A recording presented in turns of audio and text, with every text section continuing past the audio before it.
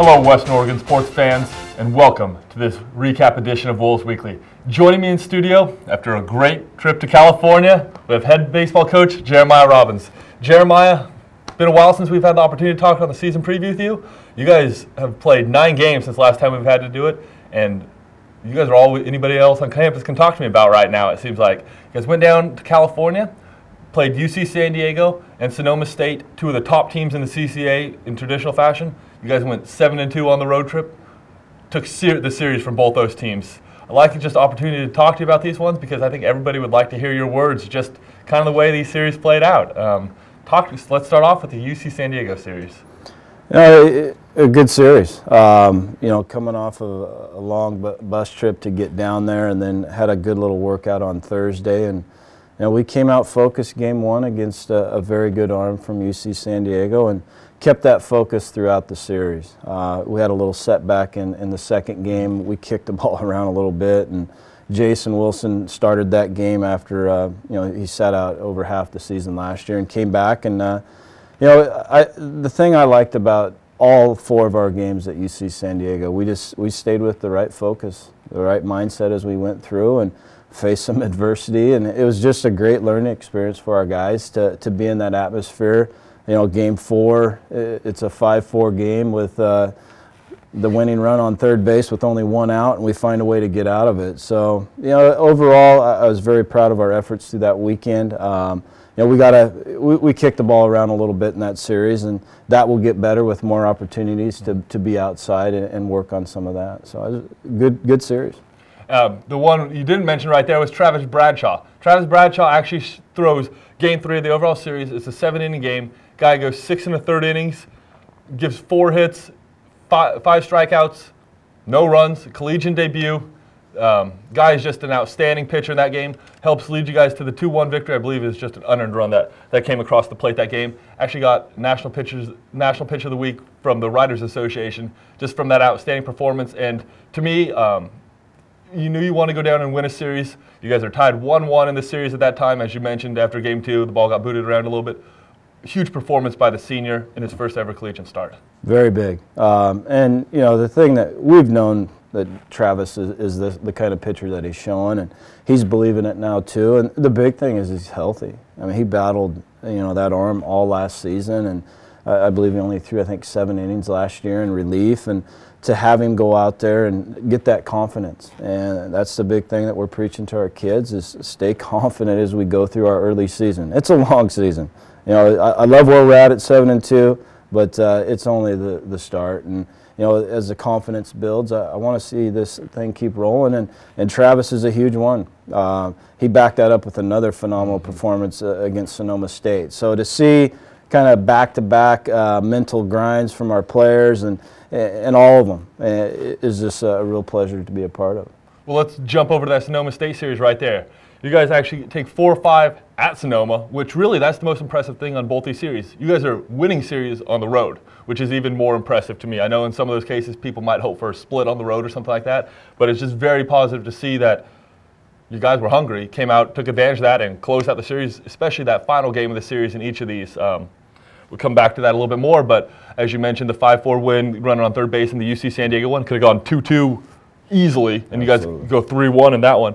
And same one in this series, really, too. You guys, so you guys win the first 3 games of the series, outstanding pitching, giving up only 1 run per game, even a couple of those were even unearned runs in there, to win each of those first 3. They happen to win game 4. They get up big, but you guys fight back in that one, which is even more impressive. And then in game 5, to the final one of the series, you guys jump on them right out of the gate. It's pretty impressive. The way you guys are battling there, I mean, you mentioned before, you might not have a Dan Dillard in the middle of your lineup right there, but it seems like everybody's kind of taken on a little bit of that offensive responsibility, and everybody's doing something out there on the bases or in the box. Sure. The Sonoma series, you play a team 5 times in 3 days and come out of it 4-1. You've done something pretty special. So, and to do it on the road too against a team that played in the College World Series last year. I'll probably wear this out until the season's over, but the mentality of our guys to go in and do that was phenomenal, and they stuck with it. Even in the 8-5 game, Sonoma jumped out big on us, and Kirk had one of those days. where he just couldn't match up his fastball. It was sitting in the middle of the plate, and his off speed wasn't working for him. And it is what it is. And I told the kids after that game, those games will happen. That other team will flat out beat you. I like how we fought to the very end, and we actually came to the plate with the tie-in run at the plate there in the last inning that we had. So to just stay with it and don't change our mindset, and that's what we focus on the whole time. We don't worry about the scoreboard. Just keep playing baseball, and good things will happen. So a couple early season trends, I have to say, being the stat guy that ends up looking at a lot of the stuff. Just the outstanding starting pitching you guys have got, really in every game of the entire year. You mentioned, unfortunately, Kirkland just ball didn't bounce that way his time. But, each win you guys get at Sonoma State, you guys give up only one run in that one. Your number one pitcher, if you want to label him that, which we don't want to say that one exactly, but your first game starter, Grady Wood, has not given up an earned run in 15 innings started. And to me, that's, in years past, maybe has been your thing that hasn't quite been up to speed when you go down and play those California teams. Your pitching maybe just isn't quite ready there to compete on those ones. So very interesting on how you guys have just came out ready to play again, and the pitching's so ready to go. And you talk to Grady Wood, they personally seem like they take it as a challenge. Him and Jason Wilson and Travis Bradshaw, these guys take the challenge on there, not that they know they had to come out early in the season to get things done. I think the big thing that you're seeing is pitchers that have been in these situations before, with all of them returning from last year, and obviously Kirk being here, this is his fourth year, to have those four guys go out there. And Bradshaw's kind of a different animal with not getting a lot of starts last year, in fact none, and just coming out of the pen. But they've been on that bus, they've been in that dugout, and they know what's going to come at them. And being mentally prepared for that is a huge factor. And then the fact that our team chemistry is pretty special this year, and guys just going out and playing for each other, and representing our university very well as they go about their business. The one other one I have to ask you about really quickly is that bullpen.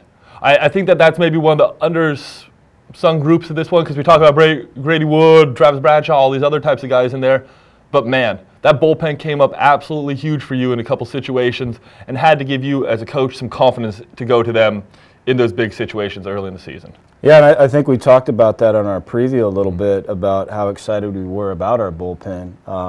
The big one, obviously, A.J. Burke being a bullpen guy for us, and then getting the spot start on our last game on Friday. Those guys are animals down there. And the Sonoma series, we didn't even use McDougal because he was injured in that series, and hopefully we're going to have him this weekend over in LC. But just those guys want the ball, and they come in and throw strikes. Alex Bailey got bumped around a little bit. He walked a few guys, but we're going to retool him. He's going to be fine too. You look at his numbers, one inning he struck out the side, and then he walks the next inning. So getting him confident is going to be huge, and he's going to be a huge arm for us. We have confidence in all those guys, Shiggy, all of them, that can come in and they'll throw strikes. And that's the thing that we preach, is this: throw strikes. We've got a phenomenal defense behind them. And those guys trust each other. And that's the big thing with our club this year. Each guy trusts the other guy. So I'm excited about not only our bullpen, but our defense is going to get cleaned up. We kicked it around a little bit, but we're on it. We've got a good start. So we're excited. Well, fantastic. Well, Jeremiah, we know this week you guys go up to Idaho. We're going to have an opportunity to come back and talk to you on the preview edition of Wolves Weekly a little later in the week. We just want to say thank you very much for taking some time to join us early in this week, especially after that long road trip. And thank you all for tuning in to this edition of Wolves Weekly.